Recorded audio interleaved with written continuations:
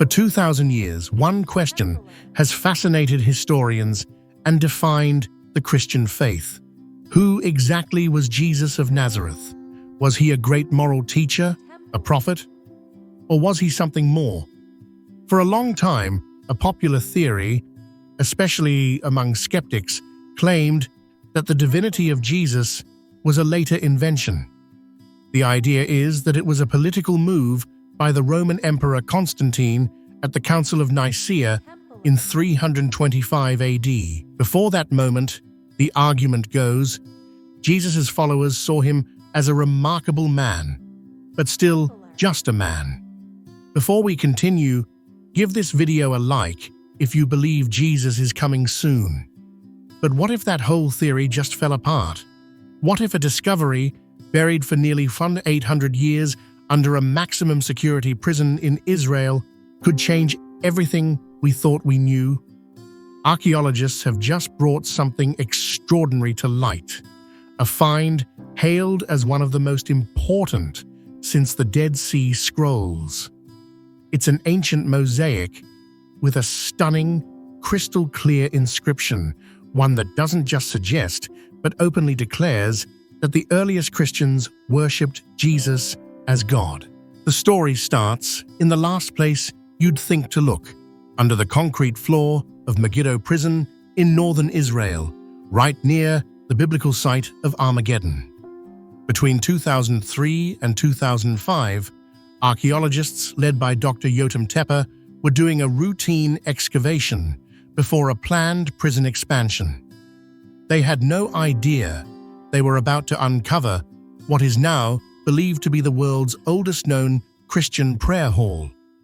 As they carefully dug through the layers of time, they found the ruins of a home. Inside it was a breathtaking 54-square-meter mosaic floor, almost perfectly preserved. The dating was the critical part. Using standard archaeological methods, like analyzing pottery and coins found at the site, the team dated the building to around 230 AD. That's nearly a full century before Constantine and the Council of Nicaea. And this wasn't just any old building. The design, the symbols, and the inscriptions all pointed to one conclusion. This was a house church, a dedicated place where Christians gathered to worship when their faith was still illegal in the Roman Empire. The discovery itself was historic, but the words written in the mosaic tiles would send shockwaves through the worlds of archaeology and theology. Etched in ancient Greek, the mosaic has several inscriptions. One gives a shout-out to a Roman centurion named Gaianus, who paid for the mosaic. This is amazing in itself, showing that Roman soldiers and Christians were part of the same community, which pushes back on the popular idea of non-stop, brutal persecution. Another inscription asks the congregation to remember 5 women who were obviously leaders in this early church, including Primilla, Syriaca, and Dorothea, which highlights the key role women played in these first Christian communities. But it's the main inscription, right at the heart of it all, that rewrites the history books. It reads, "The God-loving Akeptus has offered the table to God, Jesus Christ, as a memorial."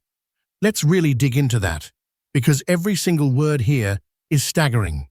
Akeptus, the woman who donated the centerpiece for their worship, is called God-loving. She offered the table, which scholars believe was the communion table, the center of early Christian worship where they celebrated the Eucharist. And who did she offer it to? The Greek is explicit. Theoi Iesu Christoi. To God, Jesus Christ. There's no ambiguity here. No wiggle room for interpretation. This isn't a metaphor or a fancy title like teacher or Lord. It is a direct, grammatical, and theological statement. Akeptus and her entire community were worshipping Jesus as God. This isn't just a hint. It's the earliest known archaeological evidence, physical, tangible proof of Jesus being explicitly called God. This book is your beginner's guide to understanding Scripture. Find peace, build relationships, and discover purpose in today's world. Ready to decode the Bible? Find Bible Decoded available on Amazon now. If this content blesses you and you'd like to support our mission, you can buy me a coffee or give a super thanks. Every contribution helps us create more content to inspire and uplift others. Make sure to subscribe so you don't miss out on my future videos. So why is this one mosaic causing such a stir? For centuries, a dominant skeptical theory argued that Jesus' divinity was basically a 4th century invention. The story went that Emperor Constantine, looking for a way to unite his empire, called the Council of Nicaea in 325 AD. It was there, critics claimed, that bishops essentially voted to upgrade Jesus from a mortal prophet to the Son of God, making the whole idea a political construct. The Megiddo Mosaic demolishes that timeline. Dated to 230 AD, this prayer hall was active almost 100 years before the Council of Nicaea even happened. It proves that a community of Christians, which even included a Roman army officer, was already worshipping Jesus as God long before Constantine was a factor. And this wasn't some fringe group. The prayer hall was in Kafar Othne, a bustling town near a major Roman military base. This discovery doesn't exist in a vacuum. It provides the physical proof that backs up what the New Testament has been saying all along. Passages like John 1, verse 1, "In the beginning was the Word, and the Word was with God, and the Word was God," weren't just later additions. Thomas's cry of, "My Lord and my God," in John 20:28, wasn't an outlier. And Paul's letter to the Philippians, written just a few decades after Christ's death, talks about Jesus being in very nature God. Philippians chapter 2-6. Early church fathers, like Ignatius of Antioch and Justin Martyr, also consistently wrote about Jesus' divinity in the 2nd century. The Megiddo Mosaic provides the first physical anchor for all this written evidence. It's one thing to read it in ancient letters. It's something else entirely to see it carved in stone from the era itself. Now, whenever a find this big comes along, it rightly faces some tough questions. So let's tackle them. First, could the dating be wrong? The 230 AD date isn't just a guess. It's supported by the style of the mosaic, the Greek lettering, and most importantly, by the pottery and coins found sealed in the very same archaeological layer. These are reliable, standard methods, and the mosaic was buried and left untouched for centuries, ruling out a later forgery. Second, could the inscription be misinterpreted? The Greek grammar is very direct. Thea Jesu Christoi is in what's called the dative case, which indicates who is receiving the offering. Jesus Christ is the one being honored as God. There is no serious scholarly debate on the translation. The language is a clear-cut declaration of divinity. For years, the strongest argument against this kind of early belief was an argument from silence, the lack of physical evidence. But now, that silence has been broken. The Megiddo Mosaic fills that critical gap in the archaeological record. While this single mosaic doesn't prove every aspect of Christian faith, it does give a firm, data-driven answer to a huge historical question. The belief in Jesus' divinity wasn't invented by 4th century Roman politics.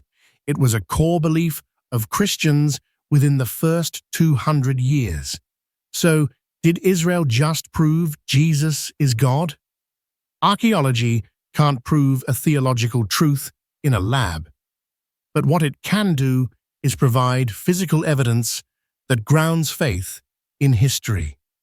The Megiddo Mosaic gives us the first ever archaeological proof that some of the earliest Christians worshipped Jesus as God. It confirms that the message in the Gospels and the writings of the apostles was understood literally. It reveals a diverse community of women, men, and even a Roman soldier, all united in their conviction that Jesus Christ was divine. Hailed as one of the most significant finds for Christian history, this 800-year-old floor is more than just a beautiful artifact. It's a window straight into the heart of the early church. First found in 2005, the mosaic was carefully preserved and has now been transported for its first ever public exhibition at the Museum of the Bible in Washington, D.C., where it is scheduled to be on display until July 2025. After that, it will return to Israel, where it will be displayed permanently near where it was discovered. For nearly 1,800 years, this small prayer hall in ancient Megiddo lay silent, a stone and tile testament to a radical faith. Now, it speaks again, and its message is changing history as we know it. What do you think about this incredible discovery? Does it change your perspective on early Christianity?